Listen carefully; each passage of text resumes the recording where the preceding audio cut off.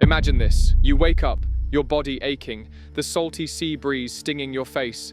The metal beneath you is cold and rusted, groaning with every shift of the waves. You blink against the harsh sunlight, trying to make sense of where you are. The last thing you remember, a storm, violent and unforgiving. Your boat was swallowed by towering waves, and now, somehow, you've ended up here.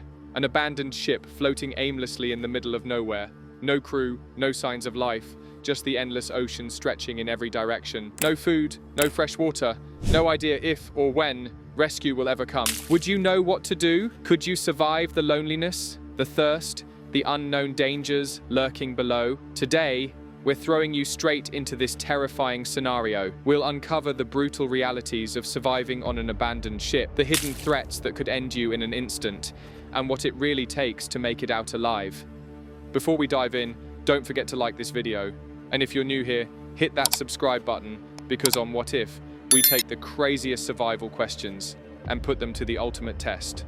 Now, let's get started. The ship creaks under your weight as you slowly sit up, your heart pounding as you take in your surroundings. The deck, covered in layers of salt and dust, stretches out under a sky so vast it seems to swallow you whole. In the distance, the horizon blurs into a watery mirage, a constant reminder of your isolation. You quickly realize that this ship, once a vessel of hope and purpose, now stands as a ghostly relic, a forgotten monument to a bygone era. But it might also be your only lifeline. Your first instinct is to search for any remnants of supplies. You stagger along the narrow corridors, your footsteps echoing in the eerie silence. You find a half-empty water jug and a box of emergency rations tucked away in what used to be the galley. It's not much, but it's a start. The supplies become your first beacon of hope in a situation where every drop of water and every morsel of food could mean the difference between life and death. As you move deeper into the ship, the challenges begin to mount. The structure is unstable, and every creak of the metal reminds you that it could all collapse at any moment. In the dim corridors, you pass beneath sagging, rusted beams that could give way without warning. Suddenly, you notice the ship tilts slightly, taking on water. If it sinks, I'm as good as dead. In the engine room, you catch a glimpse of sporadic sparks from corroded wiring, a stark reminder that even the ship's very bones can become a ticking time bomb.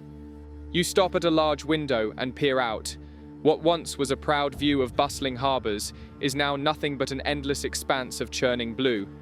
The ocean here is both beautiful and brutal, with waves that seem to mock your fragility. Out on the water, a distant shadow moves ominously. A shark? Or something far worse? Suddenly, you hear a splash outside and see a cluster of aggressive seals circling the hull, their eyes filled with an unsettling menace.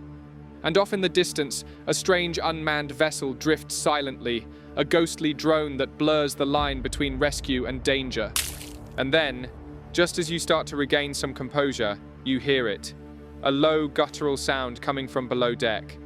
The eerie feeling of being watched sends shivers down your spine.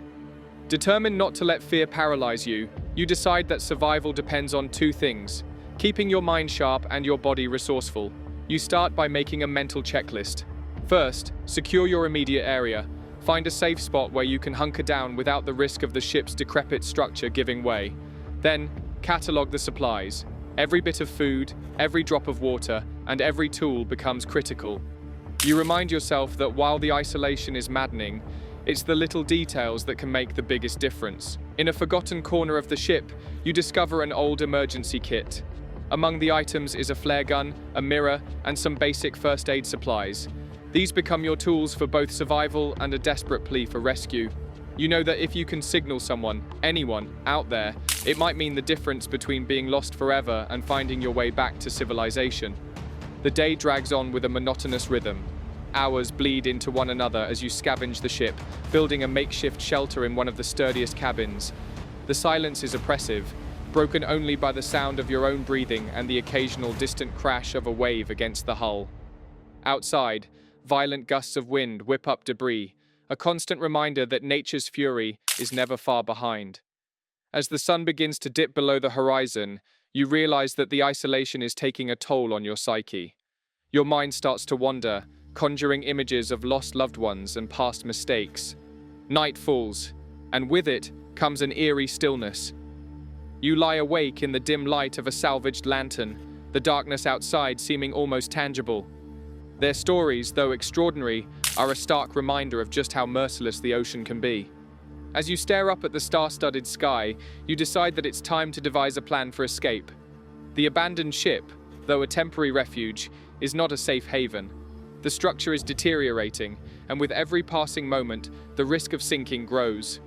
You know you must signal for rescue or build something, anything, that can help you escape this floating nightmare. You start with the simplest solution: signaling. Grabbing the flare gun, you load it with trembling hands. With a deep breath, you fire it into the night sky, the burst of red light momentarily illuminating the dark expanse. You then take the mirror and angle it toward the moon, hoping that the reflected light might catch the attention of a distant ship or airplane.